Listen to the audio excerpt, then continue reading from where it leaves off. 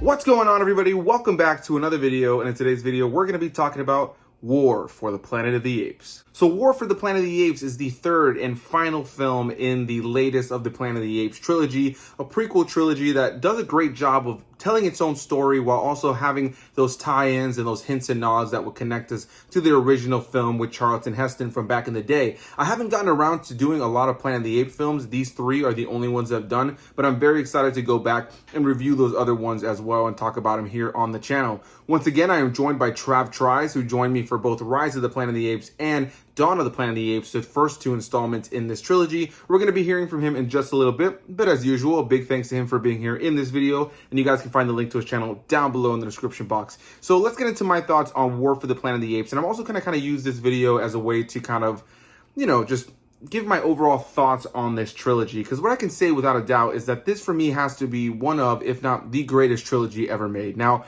of course, anybody who knows me knows I am a diehard Star Wars fan, so I have a bias towards those films. I love those trilogies. I love that franchise.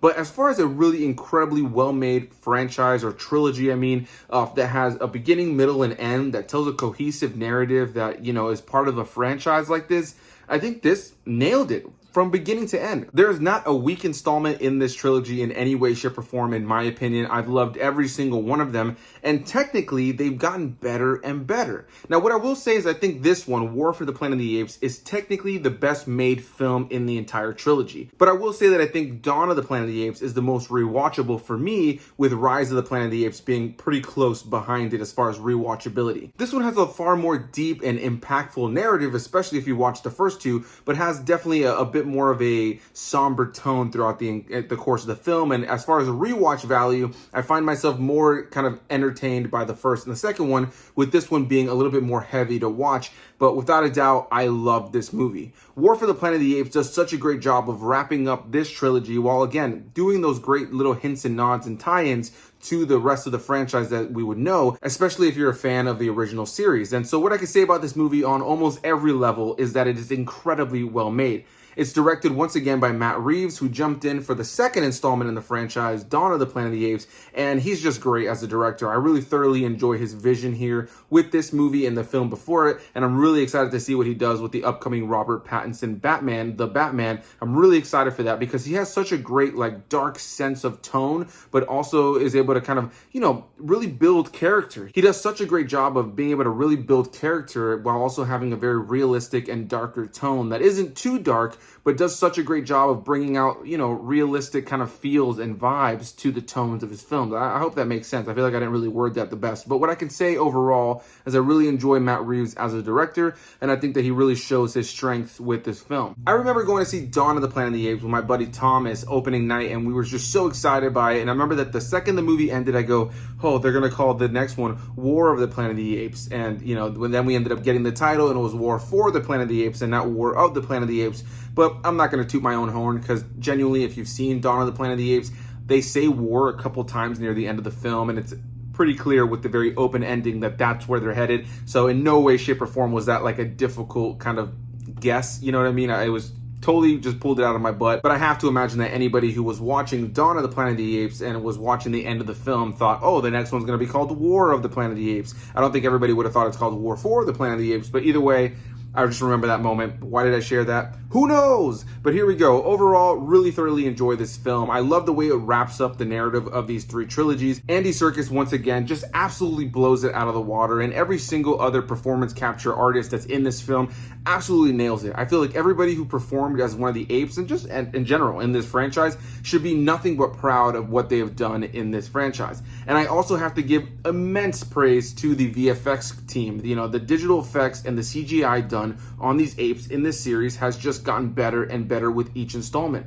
It really kind of blows my mind when I watch this movie, and specifically Dawn of the Planet of the Apes and this one. Rise of the Planet of the Apes has phenomenal CGI as well, so do not get me wrong in any way, shape, or form. I'm really genuinely blown away anytime I watch this trilogy and just see the progression of the CGI, because when you watch Rise of the Planet of the Apes, the CG is really good there already. It looks great already. And then when you watch Dawn, it's like, holy crap, they really just upped the realism of these apes. And then with this one, it's just absolutely insane, the photorealism of the CG. I think when I think of top tier CGI characters, this franchise comes right to the top. There are other franchises with really great CGI characters, but when you look at this franchise and the detail that they put into all of these apes, specifically the main one, Caesar, played by Andy Serkis, it's top notch. It's incredibly believable. And when you see these apes alongside these humans, you believe these apes are real. And another thing that just always blows my mind is whenever I see somebody kind of making the criticism that, oh, motion capture, or motion performance acting is not real acting. It's not the same as a real actor just performing. And man, that is just the biggest crock of shit, because when you watch this movie, you see Andy Serkis's eyes inside of every single scene. All of these apes, every single performance, everybody that gives a performance as far as the apes go, you see the performance in their eyes, in the slight little movements of their face, the little movements of their nose. There's so much nuance to the way that these actors play these characters. And when you see any of the preparation that people like Andy Serkis did for, especially when he was doing King Kong, the 2005 King Kong, the amount of time he has spent with apes trying to catch on to their nuances, the way that they may get distracted by something but focus on something else, the small movements in their face, while also being able to add on that added intelligence for the sci-fi element. I think that Andy Serkis and everybody who was part of this team as far as the motion capture work, it should be nothing but proud of themselves. The performances are absolutely stunning, so believable, and you completely believe that there are apes on screen with these humans. Our main villain in this film this time around is Woody Harrelson, and they do a good job of making you feel for his character, understanding where he's coming from, but man, does he play a good asshole in this movie, because you are just pissed with him the entire time watching, and you just want to see his ass get reamed. But yeah, I think he does a good job of playing a really solid villain here. I think my biggest disappointment with this trilogy overall, when I look back at it, is that there really wasn't any, human characters that really carried over, that was the biggest disappointment for me. I think the biggest bummer for me, really, when I look at the entire trilogy, is that Caesar was never reunited once again with James Franco's character from the first film. Their connection, especially in Dawn of the Planet of the Apes, when he goes back to his home and, goes back to where that, window was that he would draw as kind of like a safe place for himself, it just kind of ruins it a little bit for me when I look at this trilogy overall and just think, man, these two never meet again after their last meeting at the end of Rise of the Planet of the Apes. I just think that was such a missed opportunity, and every time I watch this movie, I just wish that they would have given that closure to Caesar before his story wrapped up. Now, I'm pretty sure you could tell I love the film. I really enjoy the way the film looks, the way it's directed, the way the CGI looks. Everything about this film on almost every level, on a technical level, is beautifully, beautifully made. So before I continue rambling more about this movie, let's go ahead and hear what my buddy TravTries had to say about this.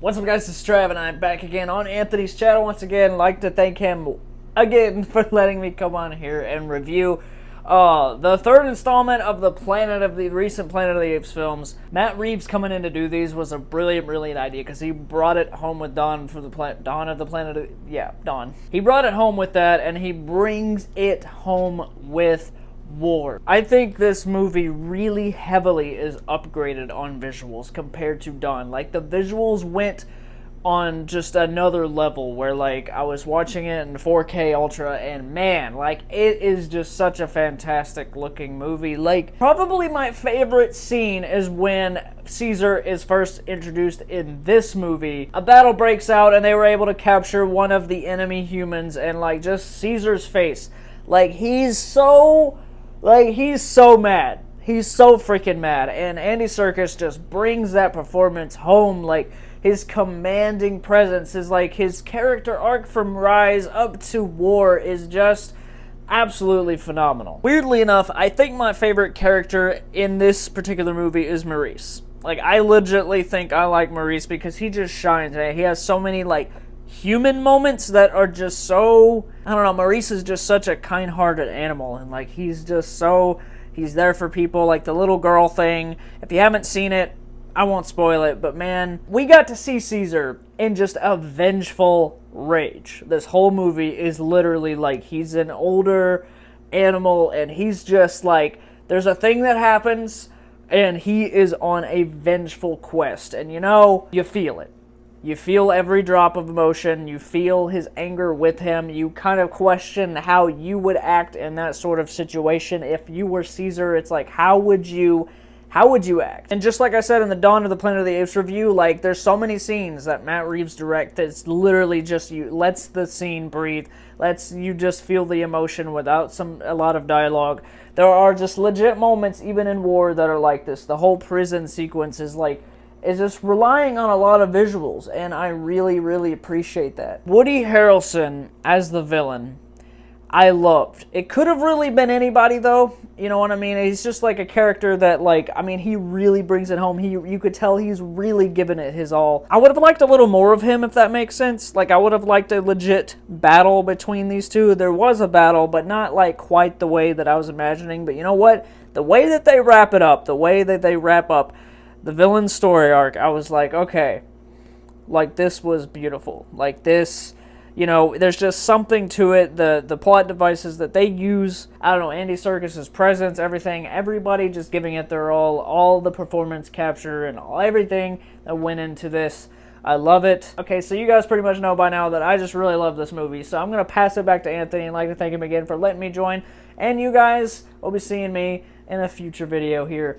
Trav out, and peace out. A big thanks to Trav for being here in this video as usual, and you guys can find the link to any guest that joins me here in a video down below in the description box. Go give him some love, let him know I sent you, and yeah, man, loved hearing your thoughts, loved having you here in these videos. I knew that the two of us were big fans of this series, and I was definitely excited to have you in any of these videos if I could, so it was definitely a blessing to be able to have you in all three videos, and maybe I'll pull you back for a future Planet of the Apes review, but again, you guys can find the link to TravTries channel down below. And my final thoughts on this movie, really, if I just have to wrap it up, overall, I really enjoy this film. I find it to be an incredibly well-directed, well-acted film. I think a big disappointment could be in the title. I think a lot of people came into this movie expecting there to be all-out war, and there are definitely some great moments of action, but overall, there's definitely a lot more quiet in this film. This film definitely kind of hones in on a bit of a more somber and sad tone throughout the entire thing. There is an element of this where you really are feeling for the apes throughout the course of it, and a lot of it is very quiet. A lot of it is very character driven. A lot of it is really about the humans and the apes and seeing where the world is now. The apes that are working for the humans, whether they're being forced or maybe they're doing it because they just don't care and they want to be able to, stay alive and kind of be viewed as good in the eyes of humans. But at the end of the day, they're just crap to the humans, they're just slaves to the humans. And so to be able to see the various apes in this film, the different apes that are gaining this intelligence, maybe some of them are living on their own, maybe some of them have kind of been left behind, maybe some of them are in like internment camps, that are being put together by humans, maybe some of them are, still unified, and it's just very interesting to see the way that they chose to tell the story. There's also a whole little narrative with a young girl who kind of gets caught up with Caesar, and I love just seeing Caesar's humanity, right? Like, I think that's one of my favorite things about his character throughout the course of the trilogy is that he's such a powerful character. He's such a dangerous character if he needs to be, but he is just a character with heart. And I love that about his roots with James Franco's character in the first film. I think that that's such an impactful part of what makes his character really have emotion and have weight to his character and his decisions moving forward. And that's, again, kind of leans into my disappointment that we never got to see James Franco come together with Caesar again later on in the series. I think that was such a missed opportunity, and I wish they would have done it in some way, shape, or form, even if it was a deleted scene. And even if it was a deleted scene, I'd probably still be complaining. But overall, I thoroughly enjoyed this franchise, this trilogy. I think it's one of the best trilogies ever made. I think the performances on every level are just top-notch. This film does such a great job of allowing you to have closure from these three films overall, while also allowing you to really feel for the characters. You do feel this element of emotion, the weight of everything that's happened. You're feeling it throughout the course of this film. This film is beautifully shot, incredibly well animated on the CG side. all of the CG artists and all of the motion capture performers should be nothing but proud for the incredible work that they have put into these films. I think these films will go down in history as some of the best sci-fi films ever made. I highly, highly recommend them. If you guys have never checked out this Planet of the Apes trilogy, I really love Andy Serkis in this trilogy. He has just continued to prove himself not only as an incredible motion capture artist, but also as an absolutely phenomenal actor. He has so much range, he's so believable, he's so committed to the roles, and I really love that motion capture has given him a venue to really go all out and be the crazy, zany performer that he is, where he's able to bring so much nuance and believability behind everything that he does. So, War for the Planet of the Apes. There are some slow moments here and there. I think when you look at the title, maybe there could be a little bit more action, but overall, I think it does such a great job of being a character piece for these characters that we've spent time with in the last two films, as well as some new characters that we're introduced to with some of the greatest visual effects I've ever seen in a movie that does such a great job of wrapping up the narrative. I'm really excited for Matt Reeves' career as a director moving forward and seeing what he does with the Batman starring Robert Pattinson. So yeah, guys, that's going to be my thoughts on War for the Planet of the Apes. Leave your comments down below. Did you like this movie? Do you not like this movie? What is your favorite one in the trilogy? Are you kind of like me where you find this one to be the best made one, but you maybe enjoy some of the other ones as far as entertainment value? Anyway, can't wait to hear what you guys have to say. Comment those thoughts down below. Hit that like button, subscribe for more videos, and I'll see you guys in the next one. Bye-bye.